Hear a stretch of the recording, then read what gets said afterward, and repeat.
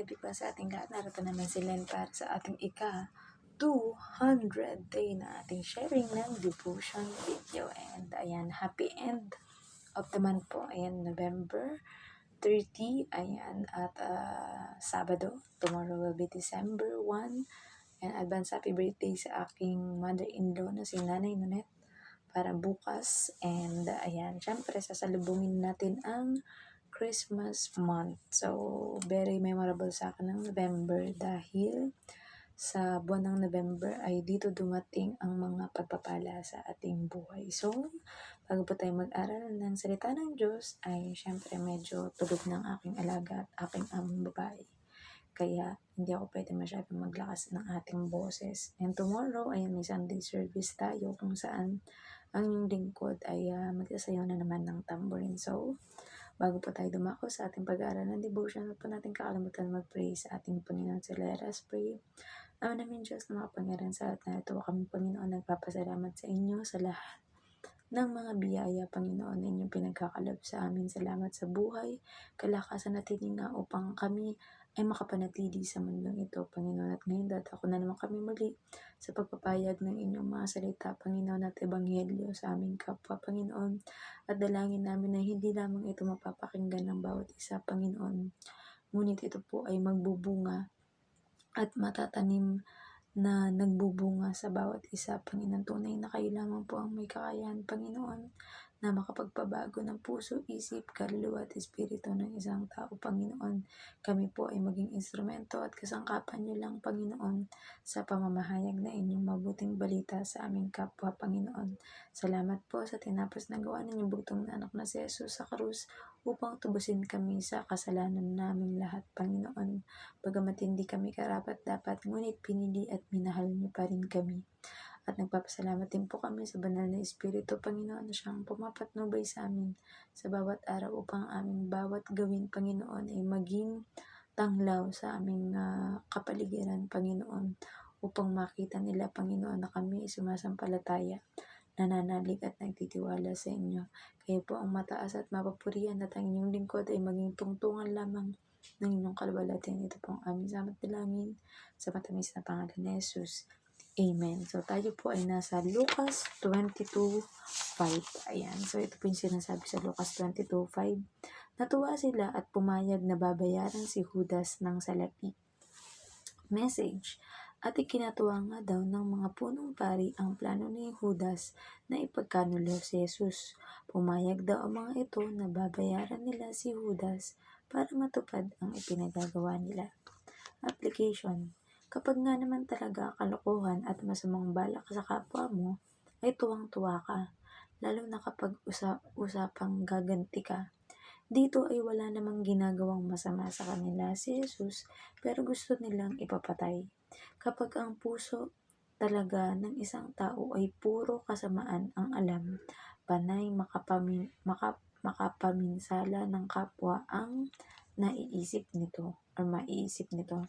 Sapagkat kung ano ang nilalaman ng puso at isip ng isang tao, iyon ang gagawin niya. Mahirap lang dahil baka sa huli ay buhay mo o kapahamakan ang malagay sa alanganin. Ngunit isang bagay ang tunay at totoo, mahal tayo ng Diyos kahit gaano tayo kamakasalanan. Subalit kung may pagkakataon pa para magbago tayo para sa mabuti at ikinalulugod ng Diyos, ay iyon ang piliin natin.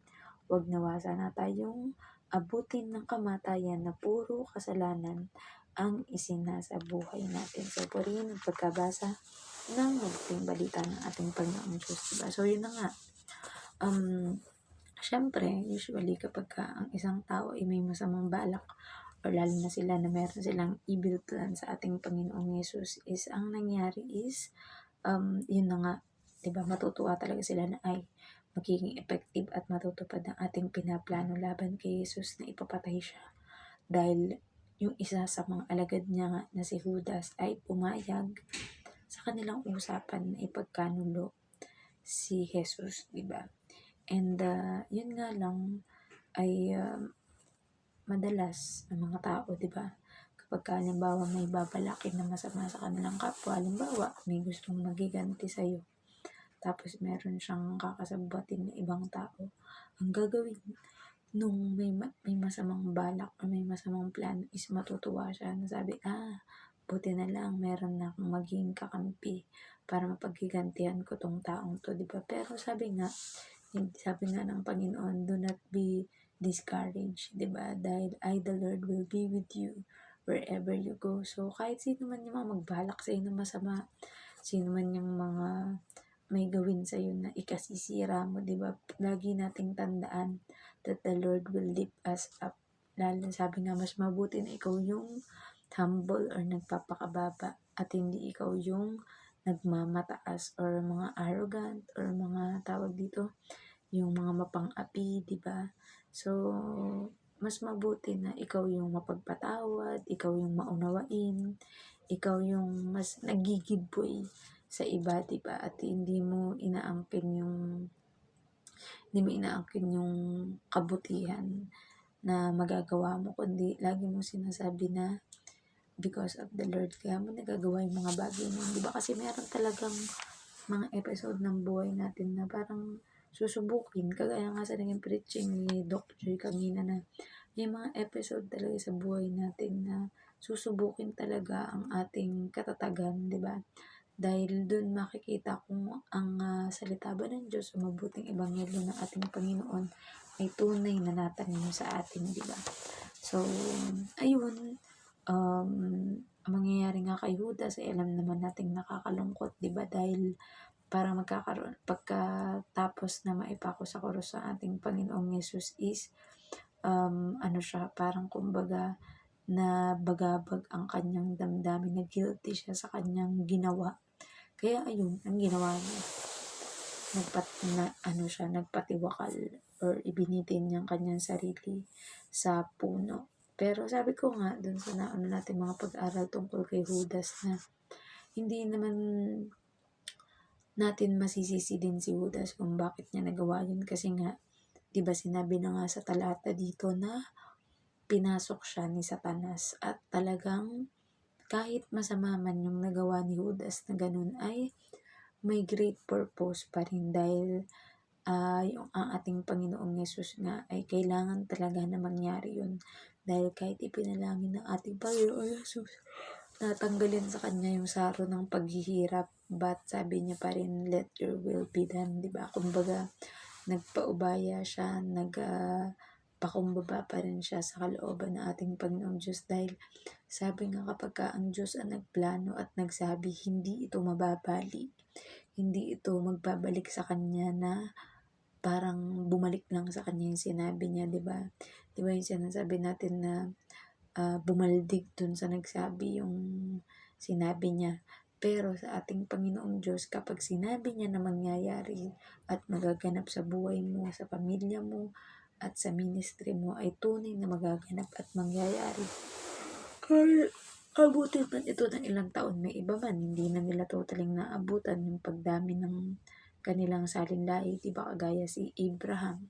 Sabi ng ating Panginoong Yesus na magiging ama ng kasing dami ng buhangin sa dagat, diba? Hindi man na niya totaling naabutan ng ganun karami ang kanyang mga naging salinlahi, pero tayo ang magpapatunay na tunay at totoo ang pinangako ng Diyos, lalo na sa kanyang mga chosen one or mga pinili, di ba? Na syempre mahirap, iniisip kasi ng iba kapag naging mananampalataya ka na ng ating Panginoong Diyos is magiging easy na lang yung buhay mo, na ay puro blessings na lang, puro pagpapala, puro joy, basta yung parang you will feel sobrang comfortable sa parang comfort zone mo, pero hindi mo alam na habang tumatagal is magkakaroon talaga ng testing sa buhay natin. Kagaya tayo, di ba? Bansa nating Pilipinas, pag nagkakabagyo, pwede mo ba sabihin na huwag kang magkakabagyo? Di ba usually nga ang Pilipinas may naka-ready na agad na from A to Z na pangalan ng mga bagyo na darating sa Pilipinas. So, ayan, malapit na mag-December. So, hindi natin alam kung hanggang katapusan ng December, makukumpleto ba ang lahat ng letters ng mga bagyo na inihanda ng ating pag-asa sa Pilipinas, diba? But yun nga, ang kasiguraduhan natin is once we put our trust and faith into God and talagang isinabuhay natin, talagang sineryoso natin, is miracle will happen in our life, di ba? Hindi man ito masyadong obvious, pero alam natin na ang Panginoong Diyos ay hindi tulog sa kanyang mga pinangako sa atin. Ito ay laging mangyayari at magaganap sa ayaw at sa gusto natin. Kasi syempre, ang Diyos ang magdidesisyon yan.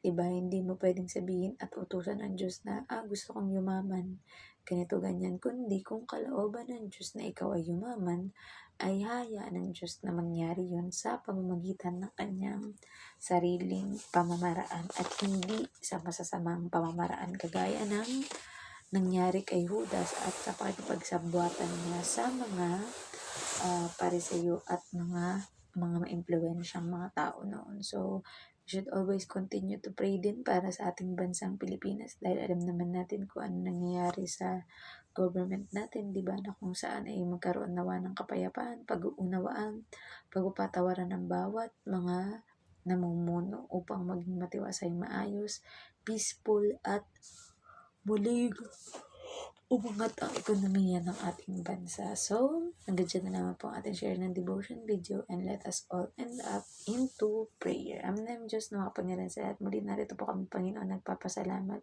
sa inyong mayamang salita, Panginoon, na aming napakinggan at napagbulay-bulayan sa ngayon, Panginoon. Tunay nga, Panginoon, na mahirap kapag nakukuha namin ng isang bagay, Panginoon, na gawa sa masama, Panginoon. Hayaan niyo po, Panginoon, ang bawat gagawin namin, Panginoon, nakalulugod sa inyo, Panginoon. At hayaan niyo na ang inyong kaningningan, Panginoon, ay makita ng mga tao sa amin, Panginoon. Ikaw po ang maghari, mapapurihan sa aming buhay, Panginoon. At dinadalangin din po namin, Panginoon, na lahat na may mga problema, mga pinansyal, Panginoon, either sa trabaho, Panginoon, o sa negosyo, Panginoon. I pray, Lord God, that you are God, our provider, Panginoon, na hindi man biglaan, Panginoon, ang lahat ng ipinapanalangin namin ay makikita agad namin ang resulta, Panginoon. Ngunit hayaan niyo po kami na magtiwala, Panginoon, sa inyong magagawa, Panginoon, sapagkat kayo ang Diyos na may alam kung ano ang nakabubuti para sa inyong mga anak. Gayun din po, Panginoon, sino may mga sakit at karamdaman, Panginoon, I pray, Lord God, for healing for everyone, Panginoon, ng mga dumadanas ng mga sakit na ito man ay maluba, ang mga pangkaraniwang mga sakit, Panginoon, at kung ang kagalingan ay ipagkakaloob niyo, Panginoon, ay salamat po. Ngunit kung ang magiging pamamaraan upang makapagpahinga na ang kanilang nahihirapang mga katawan at di na maghirap pa, Panginoon, ay ang magbalik sila sa inyong kaharian, Panginoon. I pray, Lord God, na matatanggap, Panginoon, ng kanilang pamilya, Panginoon, ng pagkawala ng kanilang mahal sa buhay, Panginoon. Ganyan din po, Panginoon, pinapanalangin namin ang lahat ng prophets, pastors, priests, evangelists, teachers, mga workers, Panginoon, at kahit ordinaryong mamamayan ng o manggagawa, Panginoon, ng mga simbahan, Panginoon, kahit mga miyembro, Panginoon, that there will be peace, unity, Panginoon, there will be overflowing blessings to everyone, Panginoon, at ang lahat ng labor namin, Panginoon, para sa inyong kaharian will not be in vain. Sabi nga po sa inyong mga salita, Panginoon, at dalangin namin, Panginoon, ang bansang Pilipinas, Panginoon, that there will be peace, unity, Panginoon, forgiveness to everyone, Panginoon, at magkakaroon ng economic growth muli ang Pilipinas, Panginoon. At dalangin din po namin ng bawat OFW, Panginoon, sa iba't ibang panig ng mundo, Panginoon, na nagsasakripisyo, Panginoon, kagaya ng inyong lingkod para sa ikabubuti ng buhay ng aming mga pamilya, Panginoon. At sino man po, Panginoon, na nagnanais pa na magtrabaho sa ibang bansa, Panginoon, alam namin na kayo ang gagabay at papatnubay sa kanila upang maging matagumpay ang kanilang balakin o mga plano or dream at goals in life, Panginoon. Tunay nga, Panginoon, na wala namang kabuluhan, Panginoon, ang lahat ng yaman dito sa mundo, Panginoon. Ngunit kasama sa parte ng paglilingkod sa inyo, Panginoon, ang maranasan ang lahat na magaganda at mabuting bagay na ipinagkaloob at binigay ninyo sa mundong ito, Panginoon. We pray also, Lord God, para sa bansang Israel, Panginoon, at sa lahat ng mga bansa, Panginoon, that there will be no more war, Panginoon. Wala ng mga pag-aaway, Panginoon, sa bawat mga bansa, Panginoon. Bagkus, nagtutulungan, nagmamahalan, nagkakaunawaan, Panginoon, at nagkakaroon ng maayos na pag-uusap ang bawat mga bansa, Panginoon, na binubuo ang buong mundo, Panginoon, upang nang sa gayon, Panginoon, ay makapamuhay na maayos at matiwasay ang bawat tao, Panginoon, sa buong mundo, Panginoon. At nakahanda po kami, Panginoon, na patibayin ang aming pananampalataya upang sa muling pagparito ng Panginoong Yesus ay sasabihin niya sa aming, "Well done, good and faithful servant," dahil tinupad at ay sinagawa po namin ang lahat na aming mga natutunan at hindi namin ito tinago lamang sa mga libro o sa mga notebook namin, Panginoon. Bagkus, Panginoon, we will be the living and the walking word, Panginoon, na aabot sa lahat ng tao sa panig ng mundo upang sila ay makakilala at tumanggap sa inyong bugtong na anak na si Jesus. Gayon din po, Panginoon, ang kapatawaran sa lahat ng mga kasalanan namin nagagawa, Panginoon. Maliit man ito o malaki, Panginoon. Ngunit kayo ang nakakaalam kung ano ang mas mabuti sa amin, Panginoon, na inyong mga anak, Panginoon. Muli, binabalik po namin ang lahat ng papuri at pasasalamat sa tanging pangalan ng bugtong na anak na si Jesus.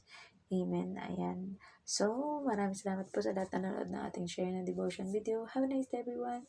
And God bless us all. Don't forget to go to church tomorrow at magsimba po tayo. Let us glorify the name of the Lord and His love and mercy and salvation that He give for each and every one of us. So, good night po and God bless. Bye-bye.